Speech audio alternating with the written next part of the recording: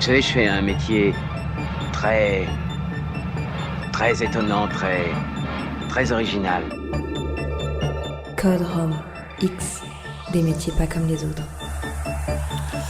Bonsoir à tous, mercredi 18h, c'est l'heure de Code Rome X. Code Rome X, c'est cette émission qui est consacrée aux métiers pas comme les autres, peu ou mal répertoriés dans la nomenclature des professions. Mon invité d'aujourd'hui nous emmène dans l'espace, dans les profondeurs de constellations ignorées que sa pratique permette de découvrir par une mise en lumière. Son sujet d'étude porte le nom d'une fleur dont Cicéron disait qu'elle est le reflet de l'âme. D'ailleurs, son origine étymologique se réfère à l'arc-en-ciel.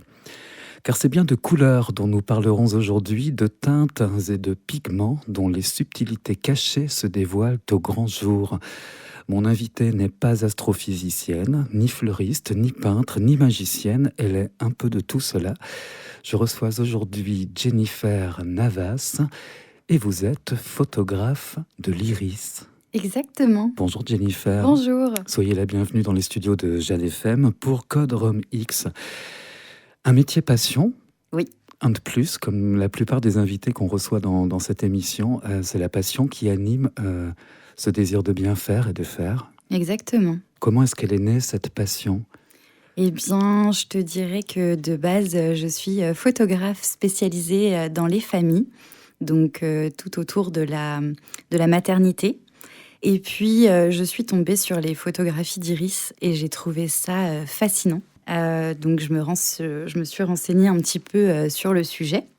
Et en fait, c'est un photographe connu mondialement qui s'appelle Francis Giacobetti qui a eu l'idée de faire une série photographique pour photographier les iris des célébrités du XXe siècle. Et il a photographié notamment l'iris du Dalai Lama, de Fidel Castro, de Ray Charles et plein d'autres.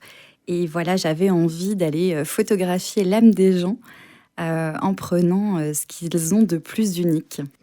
Alors, le mot iris, c'est un emprunt du parler médiéval qui vient du latin iris, iridis, lui-même emprunté au grec iris, iridos, désignant la messagère des dieux, une personnification de l'arc-en-ciel. Le terme a d'ailleurs longtemps été employé pour désigner l'arc-en-ciel, l'iris du ciel.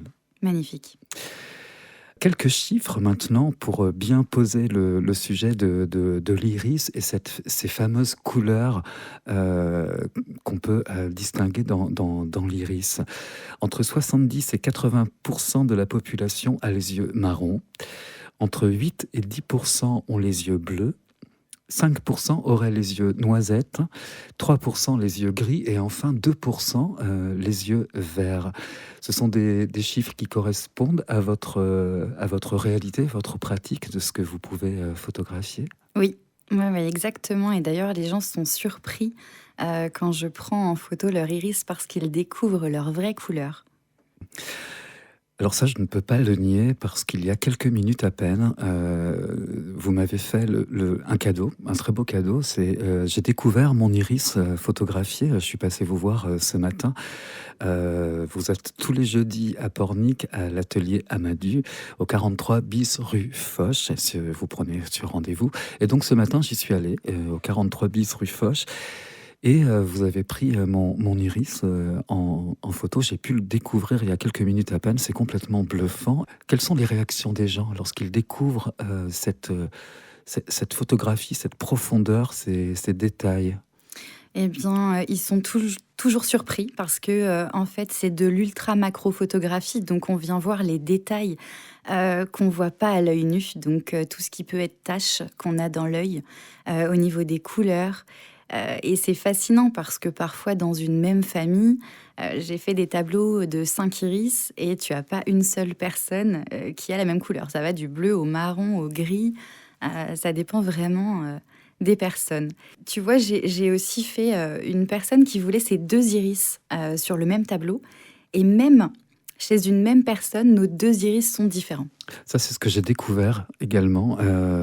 Les motifs sont considérés comme absolument uniques pour chaque individu, y compris pour chaque œil. Oui. Donc, un iris est complètement différent de l'autre. Exactement. Vous découvrez sans cesse cette profondeur. Tout à l'heure, je parlais de profondeur, de constellation.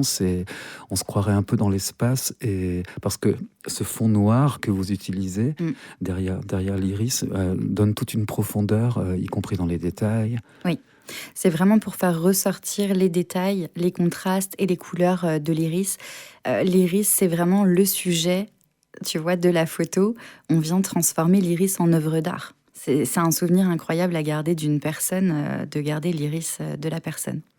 Techniquement parlant, c'est donc de la macrophotographie. Oui. C'est donc un procédé qui permet de photographier et de capturer une image vraiment d'une manière presque microscopique. Mais bon, Exactement. c'est la macrophotographie. Qu'est-ce qu'il faut comme matériel particulier pour cela? Alors, un bon appareil photo déjà. Un objectif macro, donc là pour le coup c'est un objectif ultra macro, donc qui a un pouvoir grossissant de 2 fois. La réalité. Exactement. Ouais. Et puis un éclairage spécifique, c'est un éclairage latéral puisque le défi de la photographie d'iris c'est de ne pas avoir de reflet dans l'œil, de ne pas avoir de reflet de cils, de lumière, etc. De pas me voir moi, si tu veux, dans l'iris de la personne. Donc c'est un éclairage spécial qu'on vient mettre en place. Le reflet de l'âme, emprunté à Cicéron, c'est vrai, qu'est-ce qu'on y voit dans l'iris des personnes? On voit leur âme? Écoute, je ne saurais pas te dire, mais ce que je sais, c'est que certains iris me touchent plus que d'autres. J'ai fait un iris d'une fille, d'une jeune femme qui avait les yeux bleus et son œil, c'était une fleur. Les détails qu'il y avait à l'intérieur, les cratères, enfin je ne sais pas comment on peut appeler ça, moi j'appelle ça les cratères, ça faisait vraiment une forme de fleur et cet iris m'a touchée. J'ai trouvé ça magnifique, je ne sais pas comment te l'expliquer, mais c'est vrai que dans les yeux, dans le regard, voilà, je pense que c'est ce qu'on a de plus précieux, c'est ce qu'il y a de plus vrai chez nous. Donc peut-être pour ça, le reflet de l'âme. Alors, d'une manière tout à fait personnelle, lorsque j'ai découvert, il y a quelques minutes encore, comme je le disais tout à l'heure, mon propre iris, je le voyais pas du tout comme ça. Est-ce que la réaction des personnes est souvent identique à la mienne? Oui, c'est sûr que des fois, on se fait une idée de nos yeux et en fait, on voit pas les détails puisque moi, je sais pas si vous voyez, mais votre tableau peut faire 20 cm par 20 cm, contrairement à votre iris qu'on voit et qui fait, aller 1 cm. Du coup, on vient détailler complètement votre iris. Donc forcément, le regard que vous avez est faussé sur la réalité quand je viens le faire en gros plan. Vous proposez différents formats également de remise ensuite de la photographie de l'iris que vous photographiez. Et puis même pour certains, vous pouvez, entre guillemets, habiller cet iris. Oui. Alors, clairement, l'iris se suffit à lui-même, c'est en soi une œuvre d'art. Maintenant, c'est vrai que j'ai créé des images numériques en mandala. Et pour mettre l'iris au centre de ce mandala, puisque le mandala, quand on fait un mandala, on dit que c'est l'âme qui vient faire ce mandala et qu'on lâche le mental. Et j'avais envie de partir dans une dimension un petit peu plus spirituelle et proposer quelque chose de plus artistique aux personnes. Vous parliez tout à l'heure du créateur, en quelque sorte, de cette photographie, de cette macro-photographie concernant les iris, un Marseillais, je crois, Giacobetti, qui a photographié des personnalités, du Dalai Lama, en passant par Ray Charles. Et vous, quelle personnalité vous rêveriez de rencontrer afin de photographier son iris? Je ne sais pas, il y aurait beaucoup de personnes. Je ne sais pas, sincèrement, je pense que je suis quelqu'un de simple et la photographie sociale avec les gens, tout le monde, me convient parfaitement. J'aime les gens et leur proposer quelque chose d'unique, ça me fascine déjà. Donc je ne sais pas si j'aurais envie d'aller photographier une personnalité spécifique, tu vois.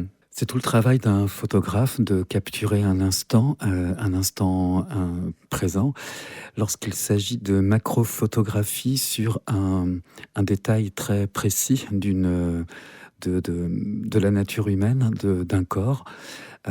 Ça tisse un lien particulier ensuite avec les personnes que vous pouvez rencontrer, les échanges qui peuvent s'en suivre? Je sais pas trop. Je pense que tu vois, en photographie de grossesse ou de nouveau-né, pour le coup, je suis présente à des événements vraiment très importants de leur vie.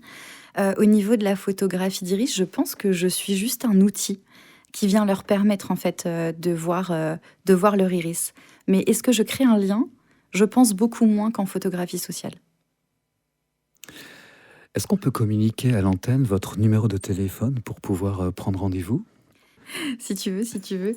Alors, mon numéro, C'est le 07 83 58 74 10. 07 83 58 74 10. Vous êtes tous les jeudis à Pornic et je communique le numéro de téléphone parce que c'est sur rendez-vous. exactement.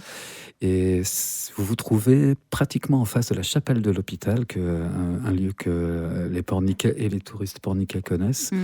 Ça se situe à l'atelier Amadou, un atelier de peinture au 43 bis rue Foch. Merci beaucoup, Jennifer. Avec plaisir.